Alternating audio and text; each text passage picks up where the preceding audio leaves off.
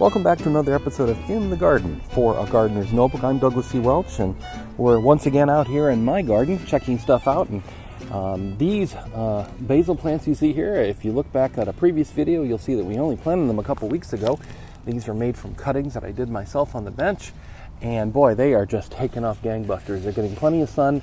They are getting plenty of water out here and just taking off dramatically. I'm just pulling the flowers up. I want the energy to go into the leaves, not into the flowers, so we can use it in our food.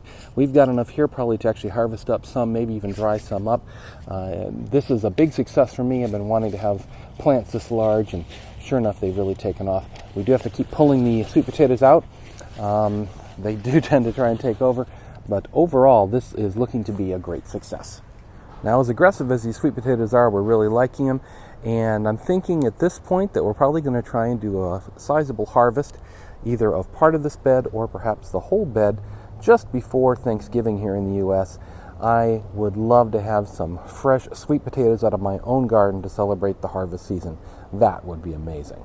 Now, at the same time we planted that basil into the ground in that kind of retrofitted raised bed that I just showed you, we also put two other cuttings that I had made here in this container, and boy, they are doing gangbusters as well. Believe it or not, these behemoths are actually green onions that we didn't get around to eating. What I decided to do now was to let them grow up, let them actually go to seed, and try and gather seed for the next crop here in the container garden, and perhaps again in these new raised beds. We're trying to raise more and more food. I am actually amazed at how large these onions have gotten.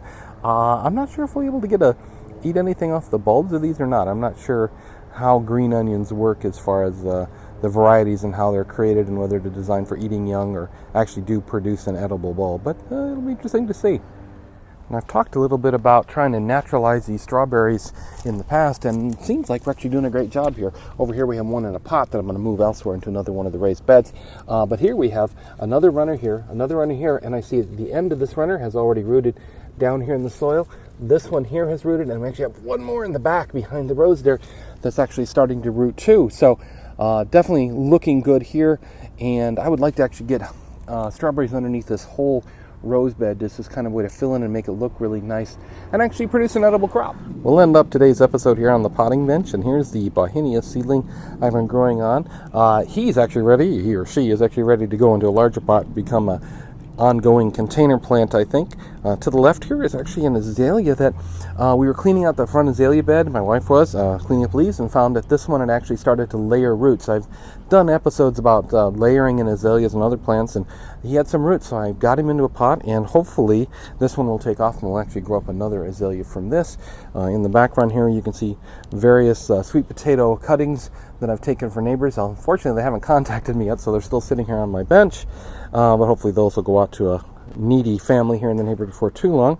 And then down here is some more bauhinia seedlings here and here, and I'll see another one coming up in front here. These seeds germinate quite readily and tend to do a great job. Now, if we see if I can get that in the shot here too. This is some lavender cuttings I've done. I'm actually going to take more of these. We're starting to fill out the front yard with lavender and actually work into the backyard as well. So these cuttings, 3 out of the 6 or 8 that I did, have gone on very well and taken off quite well. So those will get in the ground, get growing there. And actually, I was surprised. I just did this on a whim. We had some cuttings from the wisteria vines in our backyard, and I just thought, well, I wonder if I just, take these kind of fresh cuttings and put them in some soil, if they would root. And sure enough, they have. This one's starting to throw off new leaves, and I'm thinking there might be a place in the front yard, maybe on the porch, where I could get a wisteria growing up there, just like we have in the backyard.